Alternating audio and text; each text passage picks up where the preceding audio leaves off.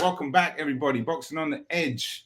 We have got a special guest today, Miracle Boy Boxing. What is going on, bro? How you doing? I am good. I am good, sir. It's a pleasure to be here. Oh, man, the pleasure's all mine. And for anybody that doesn't know you, just give a quick introduction about what you do on your channel. I've been following your channel for, I don't know, at least a year now. You're a very passionate boxing fan. Let us know about what you cover and what you do and, you know, what's your ethos. So I started my YouTube boxing channel a couple of years ago. Time flies. I was in the gym and I left the gym. I was in the parking lot. And I always had the YouTube channel thing in mind for a minute.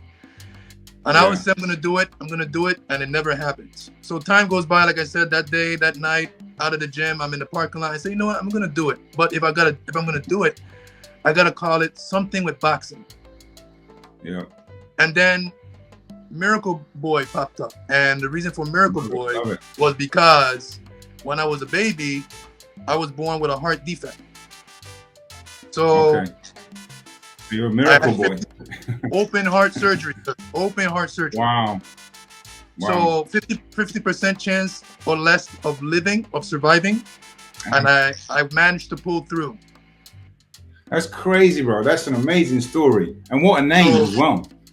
So with boxing, so when I said boxing for the channel, I add and connected the Miracle Boy to it. And that's how we have Miracle Boy Boxing today. All right, guys, really quickly, first of all, apologies for my grainy screen. It looks like it's from the 1950s. Secondly, big thank you for tuning in. Really appreciate it. Thirdly, link in the description for Miracle Boy's channel. Go and subscribe to him. Fourthly, I hope you guys enjoyed the video and thank you for watching. See you later.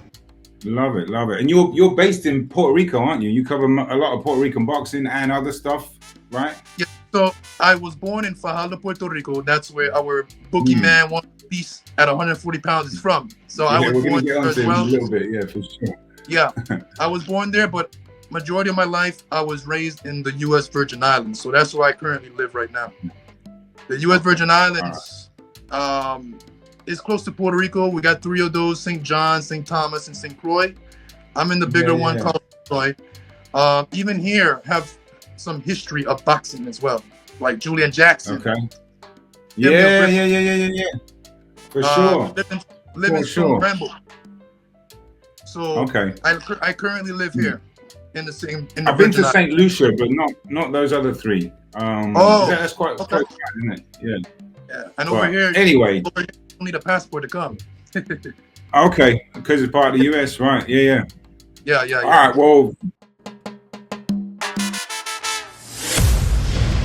Boxing. Anyone tuned in, appreciate you guys. We're going to talk a lot, basically all Puerto Rican boxing. We're going to cover the Matias Smith fight. I just watched an interview with Smith, actually. He had some interesting things to say, so we'll get into that. We haven't had any further kind of talks around it since. What can you tell me where things at with it? Yeah, I mean, so like the fight's still happening. You know, it's when it comes to like the, you know, contracts and stuff like that. We're going to talk about this Zayas Ortiz situation. Maybe you can help me clear that up. Talk about the Yankiel Rivera fight, the Yankiel Rivera fight, just at the weekend, that crazy brawl. I watched your video on that. I saw a couple of the highlights. I had to go back and watch it because, you know, you mentioned it was basically like a bar brawl. And I was like, I watched it just before we got on. Crazy fight. Yeah. Talk a little bit about Oscar Collazo as well. Yeah, Berlanga, Serrano. We'll cover a whole bunch of stuff, and you know, by the end of it, maybe talk a bit of culture, food, music, whatever. I don't want to keep you too long, but we'll see how the night goes, bro. But let's start with this Ortiz Zayas situation. Now, perhaps I know it's difficult. Give me your thoughts on that. So it all started when Virgil Ortiz was supposed to fight someone that I can't recall, and they pulled out of injury, or they got sick. Then Zayas saw the opportunity. I think they sent the offer to Zayas, and Zayas accepted it within a second.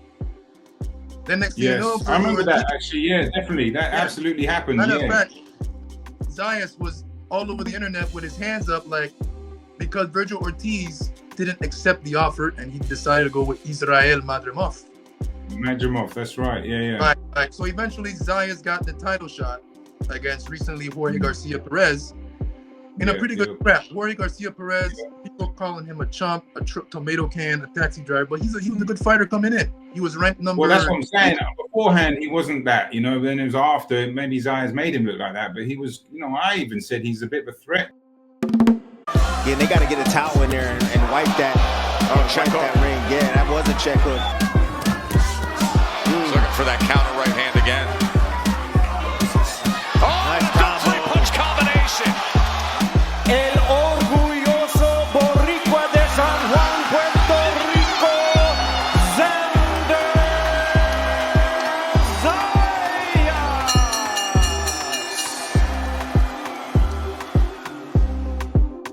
Do you know what I mean? He's a wild guy, can punch. He's kind of got a lot of heart, a lot of self-belief. You know, they're dangerous, those fighters. That's right. So exactly. He was coming off a big win over Charles Conwell, who was Golden Boy, one of Golden Boy's top contenders. So that's how we got the title with Zayas. So this was no pushover. Title fights aren't meant to be easy. And this was a fight between number 2. And right after, so Zayas got the job done. He became WBO champion. And then Virgil Ortiz, who's 27 years old, Xander Zayas 22, already world champion. But there's a thing now with everyone saying, and even Virgil Ortiz, people feel that Virgil Ortiz is jealous of Xander Zayas because he is 27, doesn't have a world title yet, something that Xander Zayas already has. And fans think that Virgil Ortiz is jealous because of that, but Virgil Ortiz has fought the better competition. Facts. Yep. So the situation with this now, because Virgil Ortiz has defeated Israel Madrimov, he has defeated Sergey Bugachuk. Those are 2 top 10 junior middleweights. Mean Machine at the time, junior middleweights. Mean Machine back at welterweight, that was a good win. But yeah, junior middleweights for sure, decent wins, especially the Madrimov fight. You know, good win. And those are 2 opponents, and Xander Zayas has not faced anyone like that yet in the top 10 in the 154. And those are things that fans are waiting to see, regardless if he's champion or not. So that's the situation. And now Virgil Ortiz is in line to fight Erickson Lubin.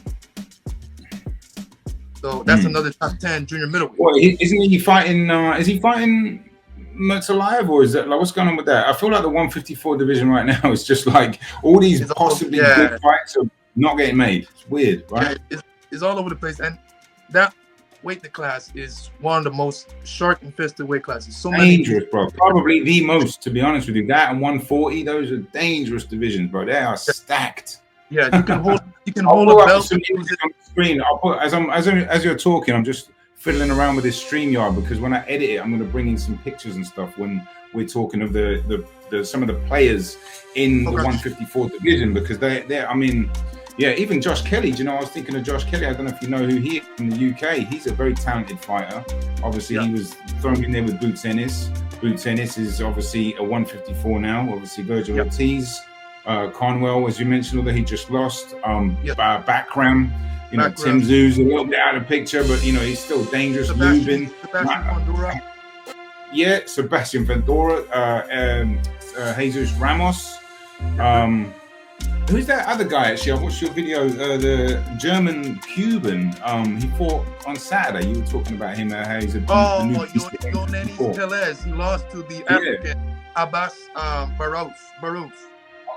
Okay. Yeah. Tell us a little bit about him, because he's at 154 as well now, right? So he was under the radar. He came out of nowhere and defeated Telez. And it was an upset.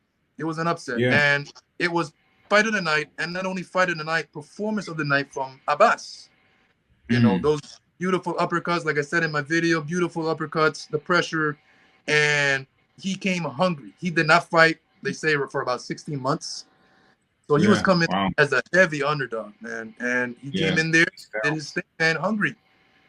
He must have been busy in the gym, you know, a bit like background, dangerous fight when they've been. You never really know what they've been doing. If they've been training and been in the gym and they've been sparring, they are not quite obviously ready to go, but they're a lot closer than people might think with the long layoff. You know what I mean? Yeah. So with that performance, you know, he made a stamp and he made a statement like, "Here, I've been out for a while, but I'm a player now, and I'm the interim WBA champion. And the thing with that is that when Terrence Crawford steps in with Canelo, they're going to elevate Abbas to the main champion. Right, yeah. I was looking at the champions earlier because Crawford's still champion right now, isn't he? So they're going to take him off as soon as he goes on. As soon as that bell rings, basically, he's out of it. Yeah, basically what they're saying. So Xander Zayas eventually stepped into the ring, and the day to face off. I was a bit confused, but I remember that Terrence Crawford, they said that they're going to strip him as he faces Canelo. So that makes sense. Yeah, they did the same thing, I think, with Charlo, wasn't it? When he fought, maybe Canelo, maybe when he fought. Yeah, Canelo. Yeah, as soon as he started, they pulled it and they elevated. I think Fondora maybe at the time. But it's just another dangerous fighter. It sounds like at 154. That division is the main division that I focus on, to be honest with you, because it's so stacked. I wish they do get these fights done. Who do you think Zayas can fight then if he's not going to fight Ortiz? If he's not going to, he's probably waiting on Abbas to become champion so they could unify. Right. That'll be a hard fight for Zayas. Yeah. I mean, I'll be nervous if I was a Zayas fan for that fight. That's not going to be easy. Well, let's move on and talk about the guy that we both want to talk about. Obviously, no secret. Huge admirer of G.W.O.A.T, Matias, I think, as are you. I just watched, it's crazy. I just watched the interview with Dalton Smith. I'll bring it in as we're talking, but he was like talking about how he wasn't quite sure if the fight, he seemed like the fight was going ahead, but he wasn't. He said that maybe there were purse bids going on. The Subriel Matias fight, obviously we saw yourself and Subriel face off in New York on the Stevenson Zepeda card. We haven't had any further kind of talks around it since. What can you tell me where things at with it? Yeah, I mean, so like the fight's still happening. It's when it comes to like the, contracts and stuff like that. We're just at that part in boxing at the minute, but I believe there's some purse bids coming up. So I think the fight is going to happen in November time. But like I said, nothing's confirmed yet. I'm just in the gym waiting to get that nod, and I'll be ready to go when it's announced. From the sounds of it, obviously going to purse bids, I would assume takes it away from a Riyadh season or a Saudi-involved card. So what he said to you on that front, how heavy or how hard is he going to go for those purse bids? I mean, we'll have to see. I think it's still like a possibility it'll happen on the Riyadh card, but like I say, it's all guessing at the minute until there's something finalised and we've got a date. Like I say, I'm just sat waiting in the gym ready to go. It sounded like some sort of trepidation, not trepidation, but it wasn't like, it was weird because if you look on BoxRec, the fight's on there and it's on there, but then he's like, yeah, it should be going ahead. We haven't got exactly the definite dates yet, and I'm like, yeah, the dates are there, bro. But so it really threw me off. The interview came out yesterday, so that confused me. But nonetheless, let's just say the fight does go ahead. What are your thoughts on the fight? Have you seen Dalton Smith at all? I've seen clips of him. He's very he's got some good feet. He can box. He got good power. And he's like a Liam Paro, but with more punching power. And he's not a southpaw like Liam Paro. That's a difference. So it's going to be a challenge. It's going to be a challenge. He's young. He's undefeated. He's hungry. It's the opportunity of a lifetime for him. And I just feel that he has not faced that level of competition that Subriel Matias has fought yet. And that's nowhere close, to be honest. Nowhere close. Those are one of the questions that's going to be answered once they do step into the ring. How will he handle that pressure, that volume, or 80 punches per round? Matias landed 101 body shots on Alberto Puello. That pen that I was talking about, you don't know if it's going to go to the body or it's going to pick you up upstairs, and that's what Matias needs to watch out for. Just laser focus on the eyes on Puello, attacking you until he breaks you down. And Matias has gone downstairs as well. Some big body shots that could pay dividends later. That's crazy. Yeah, they're sneaky too. You don't really see it. They're not like the clean, clinical, like usually the classic body shots you see. He just sneaks them in there. Like he'll shoot a bunch in there, and it's like if you watch it back, then you start to see them. But that's a crazy amount of body shots, and that's why fighters stop running. They start holding. And obviously doing other stuff. Hopefully, he doesn't get involved in the dirty tactics. You know what I mean? Because I think, go ahead, go on. Yeah, so the head, so with the holding, you got to hold, unfortunately, because if you don't hold, Matias is just gonna pick you apart. No, you're going to get slaughtered, but you know, there obviously a certain amount of holding is legal, and a certain amount of the thing is, I don't know if he's got any skill to be able to turn him. I don't know if he's got enough skill to be able to be cute on the inside to stop the bleeding, basically. Do you know what I mean? The thing is, once Matias closes that gap, and he will close the gap. Oh my God, for sure. What will Mr. Smith do about it? Because it's a lot of punches coming, a lot of pressure. Like I said, like we said, like we agree on. Smith hasn't fought anyone near Subriel Matias, and that's what anybody fights Subriel Matias. You know, it's a fight, the style that no one has ever dealt with. The arm punches, the awkward style, punches coming from all angles, and like I said many times, when Matias throws his shots, is wherever they land. What a grueling fight this is. Imagine being a fight like this, Sergio. What was your toughest back and forth fight? And they come in awkward. They come in awkwardly, and he'll throw like a lead uppercut followed by a jab, followed by a body shot. They just make no sense. They're so hard to defend against. And now Matias re-energized. And you know, not to mention when you're trying to hit him, he's got such a good chin and such a fearsome spirit that it drains your psychological point of view when you're thinking, my God, it's like I can't get rid of this guy. But Puello backs him off with that left. And Puello showing some resolve here. Get off me, do you know what I mean? And then they resort to doing what they do. But he does have the power, though, to hurt Matias. I truly believe that. Oh, lovely right uppercut in the legs. Stiffens slightly. There's another right hand over the top. This is good work from Dalton Smith.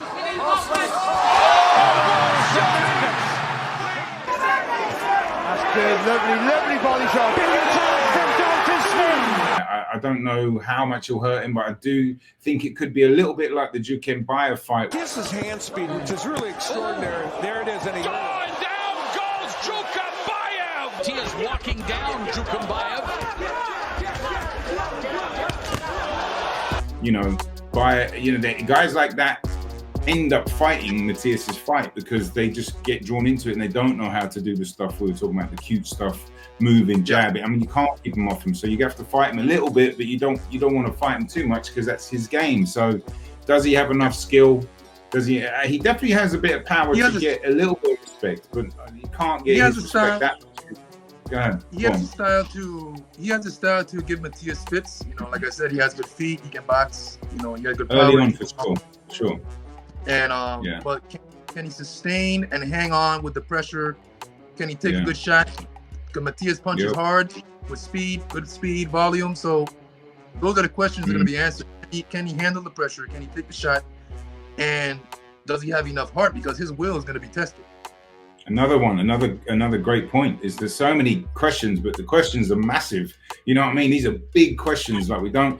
You know, I've seen a bit of him. Do you know what I mean? I've seen him get hit a couple of times. Looks like his chin's okay.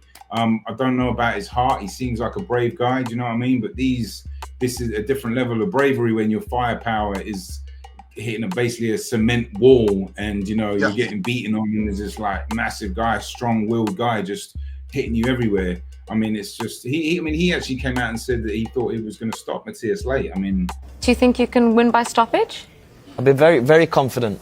Of course, Subriel is a great champion, former IBF world champion also, and you know, I think the second half of the fight, I think once I've figured his range, his pace of the fight, I'd be very confident to take him out in the second half. You know, obviously he's going to say stuff like that, but I'd be shocked if that. Maybe not shocked, but I'd be pretty shocked if he was able. I don't think you can knock Matias out. I've said that before. I'm like, guy's an animal. Smith is a bad dude if he can do that, man.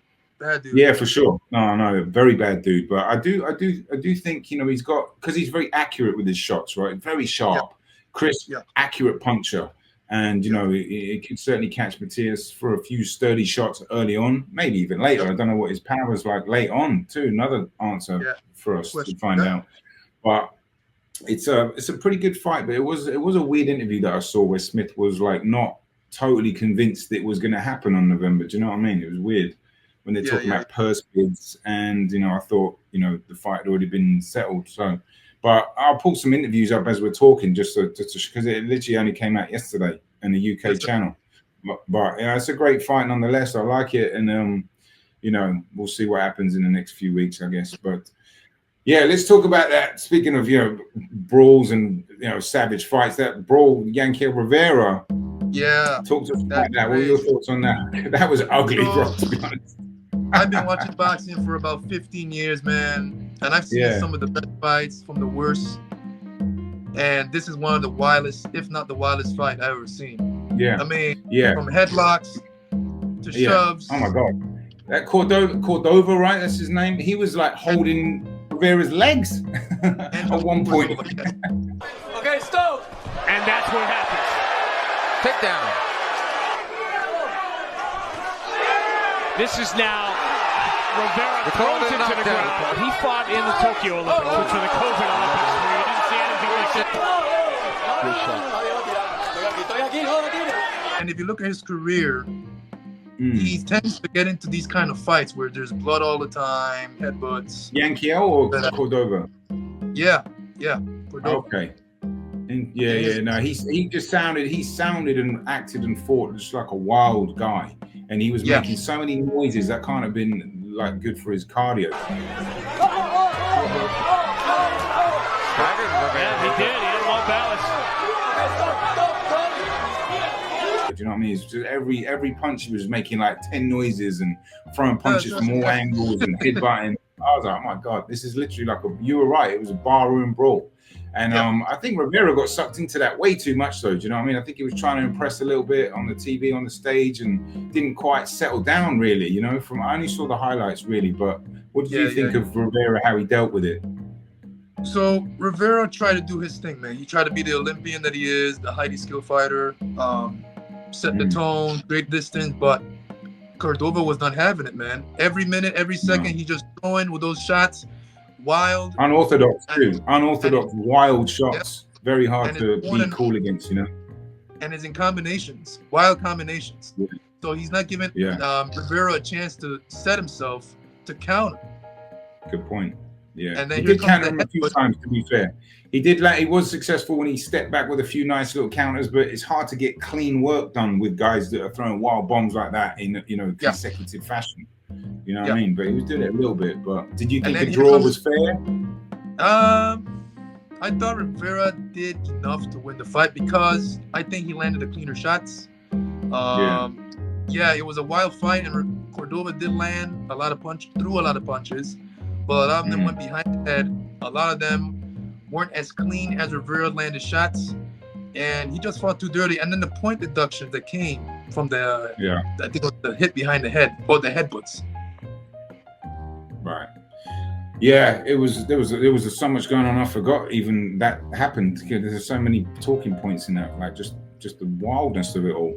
But maybe I'll watch the full fight because I only saw the highlights literally like an hour ago to just double down and just see if I could see what was going on with that fight. But another fight I wanted to talk about that has been inactive this year, and I could wonder, just get your help on this and wonder where the hell Henry LeBron is. Because he had that good win against Christopher Diaz-Velez. Yeah. Right? Yeah. 2024. I picked him to win on points. Yeah. And then he's gone disappearing. You know where he's at? I wish I could give you a clear and accurate answer. A lot of the Puerto Ricans like myself are like asking, like, where is he? Because he got that nice solid win and is like he disappeared from the face of the earth. Yeah. And he's a good fighter. He got power. He can box. He got footwork, angles. Does he have skills to upset some guys with that style? Do you know what I mean? Very skillful. And the guy that he beat now gets a title shot against Nunes. Oh, really? Yeah. Diaz? He's going to be down in Mexico in September. Boxing's so crazy, isn't it? It's like when Sebastian Fondora got knocked out and then actually ended up fighting for a title after getting knocked out. And it happened again to somebody else too. It's just like they don't care. You know what I mean? They do not care. It doesn't seem. Yeah. He was the huge underdog. He was knocked flat out. Everyone had questions. and he turned in a performance that no one will ever forget. Wow. And became champion. Damn. That's great. Lots. Well, is LeBron still with Javier Centeno? Because I know that was his trainer, wasn't it? Do you know that or no? Yeah. Last fight, he was with Centeno, I want to believe. Speaking of trainers, do you know who's training Matias? Because I know I don't know who's training him right now. I know you're always the inside guy with stuff like this. Yeah. Forgot his name already, but I saw him when he was in the car. Go ahead. He's a local fighter in Fajardo, Puerto Rico. Okay. You know, before that, he was under the tutelage of Panda. Okay, I remember that. I know they had an amicable split and stuff like that. But there was one video where I saw Matias bigging up this guy in the car, and he's like, "You're gonna remember his name." And I figured that was his trainer, but I don't know what his name was. Maybe I'll do some research. I'll put it up on the screen if I find out. Yeah, they go way back from the amateur days. Okay. All right, that's good. Yeah. That's good. I mean, he looked good. I think he's going to have a resurgence, to be honest. You know what I mean? I think that's the best he's looked pre-Para. You know what I mean? Like, I think he's on a little bit of an ascendance, and, you know, you do worry about his fighting style. How longer can he go fighting like that, training like that? Do you know what I mean? He's a human being, I think, half human.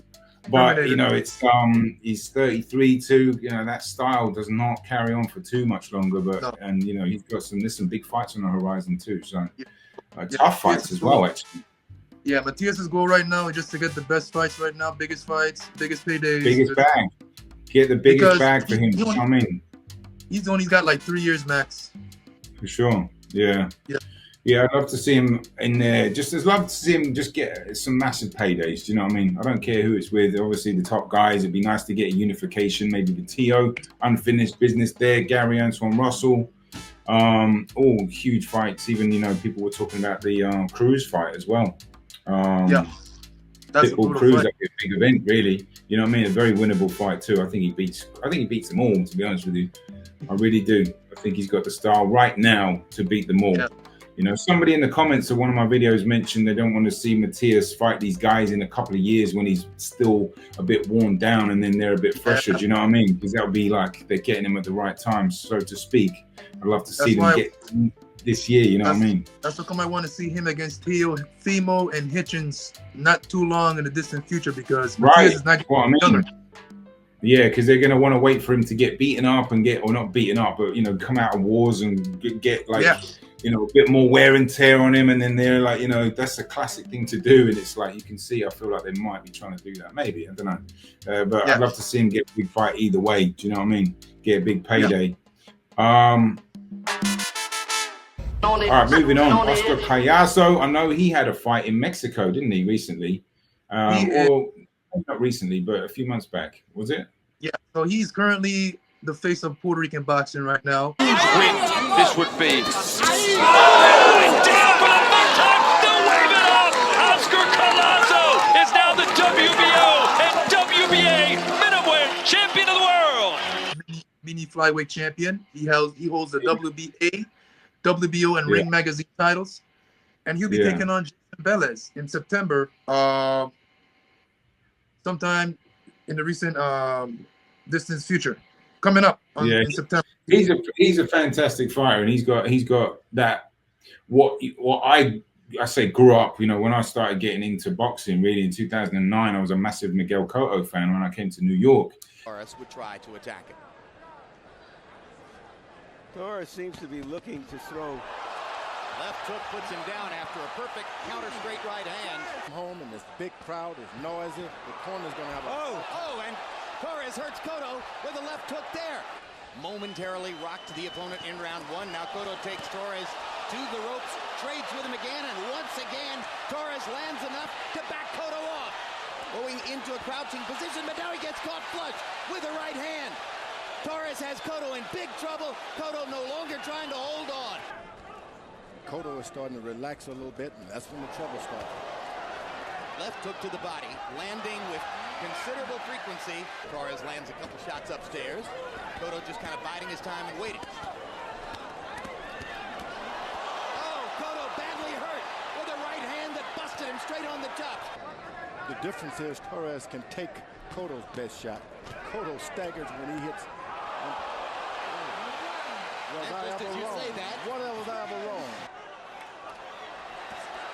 Cotto catching Torres on the end of a punch again, and down goes Ricardo Torres. Put him on the canvas. And physically getting worn down. And referee David Fields is going to stop it. Miguel Cotto survives a life and death challenge from Ricardo Torres. And, you know, I always knew Puerto Rican fighters is just like passionate, come forward, heart, power, you know? And he's got, and skills, of course, you know, fluidity. He's got all of that. He's like a quintessential Puerto Rican fighter, I think, you know what I mean? Looking from the outside in. I think the most complete fighter right now in Puerto Rican boxing. Yeah. He's got the punching power, the angles, the footwork, the IQ, the pedigree, the gold. He won the gold medal in the Pan American Games, so he has that amateur pedigree that gives him, that gives fighters, opponents that he fights a lot of problems, because Collazo can take a good shot as well. Yes, he's been dropped, but he's what you call he came back though. When he got dropped, he came back with like a lot of heart. That was a heart attack right there. There was a couple of fights back. I remember watching that live, and I was like, damn. And he had some crazy athleticism too, but he got back up and he got the job done. And I was like, I think I went to points that fight. But that fight with Vic Saludar showed me. I became a fan that night of Oscar Collazo. Yeah, for sure. No, tough guy. Seems like a real cool dude as well. You know, I've watched his interviews. Really like humble dude. A lot of humility as well. Love it. Very nice person. Yeah. And the thing is with Collazo, he seems to have a rivalry with Filipino fighters. He currently has a record of 3-0, 2 knockouts against them. So he's coming in now. He's getting ready to fight Jason Vason, who's another Filipino fighter, ranked number 10 in the weight class, and they're getting ready to fight. So Jason Vason is going to try to get some revenge for his fellow comrades. Damn, you really know your boxing from like the lower weights all the way through, bro. Oh, that's really awesome, because you really fill in the gaps well. Because I'll be honest with you, I know obviously Collazo, I watched him, but my knowledge on the lower weights isn't great. I'll be honest with you, so I'm grateful for you to be here, bro, and filling in the gaps. Do you know what I mean? Thank you so much. Like, they're in the straw division, aren't they? Is that right? Straw division? 105. 105. Yeah, the smallest weight class. Those are like What about how about Amanda Serrano? You know what she, I didn't get to see the Taylor 3 fight. I saw the highlights, but what did you think of the outcome there? Because it's like obviously the first two, she definitely won the first fight in my opinion. The second fight I thought was a bit closer than people thought it was a robbery, but the headbutt situation was honestly nothing short of despicable, really. That was crazy. So I felt for her there. I didn't see the third fight live, or I saw some highlights and stuff. What were your thoughts on the third fight? Did she deserve to lose that one? Yeah, I want to say she did. The first two could have gone. The first fight, a lot of people thought it could have gone either way. Some saw Amanda won it. Some saw Katie won it. Great fight. The first one? You saying the first one? Yes, sir. I thought she won the first one, definitely, because if you look at the what was it, the fifth or sixth round, that should have been a 10-8 round, and she could have even got the knockout then, because she was landed like so many hard, like barrage of shots. Yeah, that would have been stopped if that wasn't that fight. Okay, fine, you're gonna let them carry on, no big deal, but that should have been a 10-8. Do you know what I mean? There was no talk about it at all. It's weird.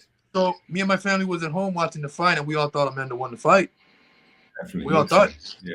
The rematch now, we thought Amanda clearly won the fight. Okay. All right. Yeah. That's interesting. Even though it was another great fight. Yeah. We thought Amanda landed the harder shots, was more effective throughout it, and we thought she done enough. Yeah. The third fight. It was. Go on, the third fight. I didn't see that properly. So what was the difference in that fight? The least entertaining of the three fights. Oh, really? Yeah. So Katie basically did what she wanted. Amanda really didn't push the pace. She didn't take it to her like she did in the previous two. So she kind of let that slide, and it cost her. Yeah, it's because in the second one, I know she came on strong and hurt her with like a massive shot early on in the first round, and that set the tone. And I think that's why the headbutt started coming out. You know what I mean? Yeah. She really like turned it with that cut as well. You know, I was really like, it's a shame when you look at the record and you see that she's lost 3 times to a fighter that really she beat probably twice, you know. But I've got to catch up on that third fight at some point. I've been so busy with I started another channel. I'm doing like boxing tutorials for beginners. Yeah, it's more like teaching boxing. Okay. So I've been throwing all my energy into that. So I haven't been watching as much boxing as I used to. You know, I still do. Don't get me wrong. I'm very, very selective with the fights that I do spend time on. But I'll go back and watch the ones that I want to watch eventually. Do you know what I mean? But I did watch Berlanga versus Hamza Shiraz, I think his name. I kept calling him Shiraz, which is a red wine. Shiraz, yeah. Shiraz. That was that was wild knockout, bro. That was I guess, you know what I mean. I didn't see that coming, to be honest. Did you? I didn't see that KO coming like that. Oh, you didn't see it. You didn't see it. Okay. No, I saw the fight. I just didn't see Berlanga getting knocked out so brutally like that, you know? Nah. I thought Berlanga. Yes, I expected a tough fight because Shiraz is no slouch. He can box. He has range. He's a big guy, especially now going up to 168. He's going to carry that weight well. And he looked massive in there, didn't he? Yeah, that 168 did him well. Huge. Yeah. He looked huge. Sorry, what were we going to say? The results showed, man. I mean, the entrance, everything was online for Berlanga to win. The hometown crowd, the entrance was on point. And Edgar had everyone thinking that they're gonna blast Shiraz out of there, and it was the total opposite. Yeah. No, it was bad. he got KO bad in his hometown. That's bad. What do you think? You know, the fight that I think people have been calling, obviously, I think the obvious one is Caleb Plant. You know, they're both coming off losses. Yeah. That's still a big fight. It's probably an easier fight to make if they both won it, but something tells me it's not going to happen. What do you think about that fight? I think now that they're both coming off losses, I think it's a better fight now than it ever was.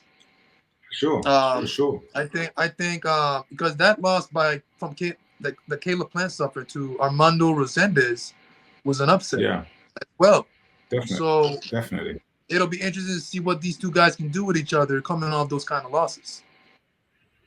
I mean, it makes sense, you know. Yeah. So like often boxing fights make sense, and this fight right now, it makes sense. It's just whether they both want it. Do you know what I mean? It's still probably a pretty decent payday. It depends who's going to put it up. I can see that doing quite well, and the build up would be great. You know. I mean, in each other's faces a lot. I think it makes perfect sense, but you know, boxing being boxing. That press conference is going to be crazy. Yeah, for sure. But they got to make the fight first. You know what I mean?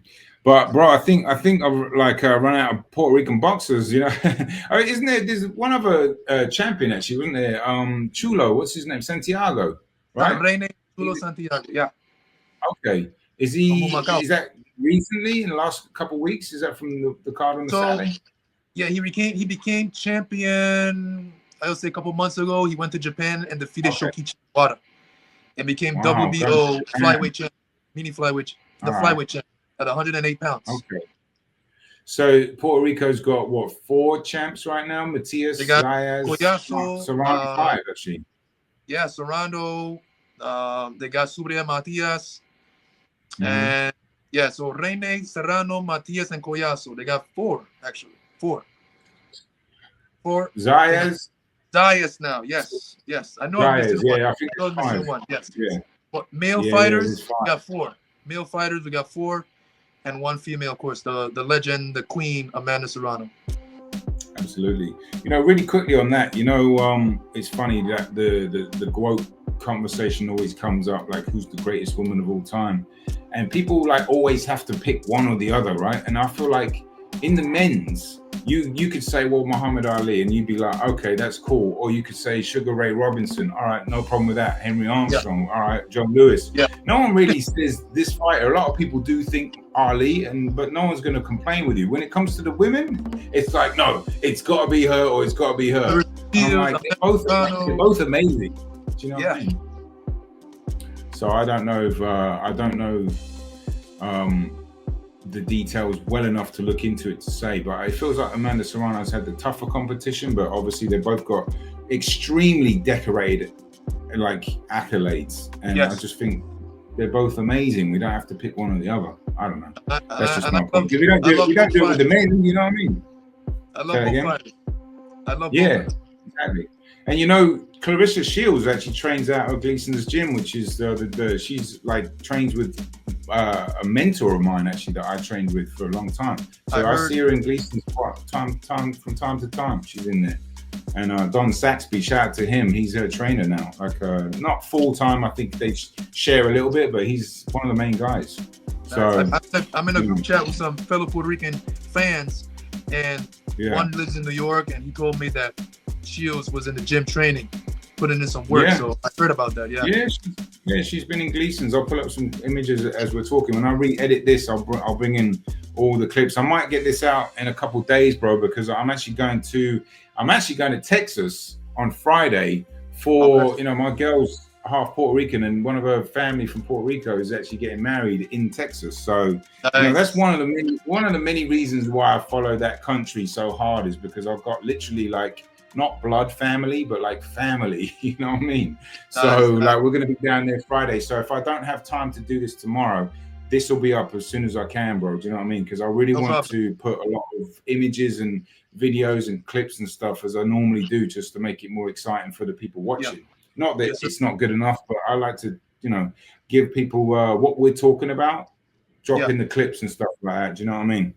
But I also want to just end really quickly. I know we've been on for 45 minutes, bro. Wow, that's crazy. That's amazing. Crazy. Time flies, Time flies.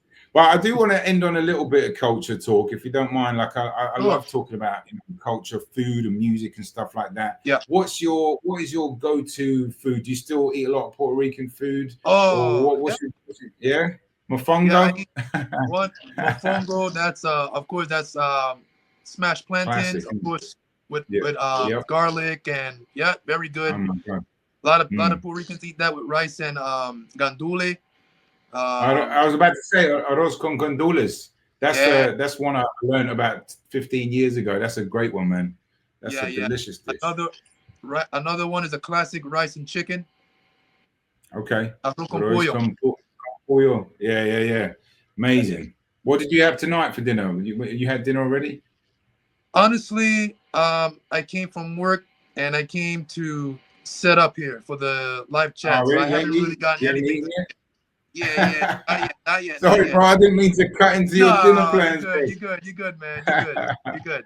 Well, all right. Well, what about music, bro? I know sometimes I bring a lot of music into the channel. Do you like music at all? Are you a fan of the salsa music that comes from Puerto Rico? I like the salsa, especially the one that Bad Bunny recently came out with. Oh yeah. You know what? I played that actually on I play that quite a lot on Saturday. I'm a DJ as well, and I forget the name of it. What's the name of that track? That is a good song. Damn it! I'll put it up on the screen because that is an excellent song. That's got an old school feel to it, doesn't it? It's in Spanish. No podemos olvidarnos. So you can't forget us. Okay. All right. Yeah. That's the one. Excellent track. That album, actually, you know, I wasn't necessarily a big fan of Bad Bunny before that album. Not that I didn't like it. It just was like, you know, it didn't speak to my soul too much, you know. But this current one, there's some great songs on there. I really like it, and I play it every week. His music. I've been listening to Bad Bunny for years, from trap music to reggaeton. Oh, okay. You like a bit of trap, yeah? yeah. So recently, this salsa thing was recent. So he hit a home run shot with this. He's really nailed it. Yeah, absolutely. I wasn't expecting that because the sound it has that feel to it. You know, it has the drums on it, the trumpets, the brass. And it is like, wow, that was an amazing album, and he really nailed it with that. And I was like, that was when I first became interested. Where I was like, oh my God, this is really good. So not only that song, but the whole the album itself. The album itself is nice. DTMF, that's a great track. Then Nuevo York is that's the one with the bass line, and oh my God, I play that every week. Yeah, it's a banger. Absolute banger. All right, bro. I think we've been almost 50 minutes, bro. I just want to say a big thank you to yourself for coming on. I really appreciate it, bro. I'm going to leave the link to, yeah, of course, man, my pleasure. We'll have to do it again sometime soon. I'll leave the link to your channel. And I should have said this at the beginning. Maybe when I re-edit it, I'll make sure I'll let people know that you can subscribe to your channel in the link, and I'll leave the link above so it's easy to get to, because you know, let's try and get some subscribers over to you, man, and push that good, you know, boxing community, because you are a massive, passionate boxing fan. And I know one when I see one, and I've been like following you for a minute now, and I'm like, I'm grateful that you're here. And you know, next time when there's a big fight or something, maybe we can do a post-fight together, something like that. You know what I mean? Yeah. That'd be cool. That sounds fun. All right. All right, brother. I'll let you go. And don't forget to eat some food, bro, before you go to bed. Do you know what I mean? So lately, back on that, what I usually eat lately is avocados on the side, avocados. Okay, yeah. Rice, beans, some pork chops, some you know, stew. Stew chicken but it's got to be, you get the nice ripe avocados though, right? Those avocados that you get on the side. It has to be like a half, so delicious. Yes, they have to be ripe and nice. Absolutely, yeah. Not like the ones that you get here in like some of the markets here. They don't even taste like avocados no more. Do you know what I mean? They're just like GMO all over it. But yeah, well, whatever you eat, bro, enjoy your meal, and thanks again. And I'll see you soon, my brother. All right, man. Pleasure's all mine, bro. Take care, bro. Take care. Easy. All right. I was trying to exit out and I just stayed on, so I might as well just stay on for a little bit and just say thank you for you guys to watch. You know, apologies for my screen. It's like, looks like it's so grainy from the 1980s. I don't know what that is all about. I usually shoot my videos through the phone, but for this one, I'm doing it through the computer. So I'll try to figure that out. But big thank you to you guys. Big shout out to Miracle Boy. And link in the description. If you haven't already subscribed to his channel, please do that. Smash the like button. I've also got a video I'm working on, Passion of an Island, which is a big project. So bear with me on that. I've been talking about that, but that's a very project very dear to my heart. So I'm going to be working on that when I get back from Texas, and I'll put it out hopefully in a few weeks. But yeah, once again, gratitude to all. Thank you. Boxing. On it.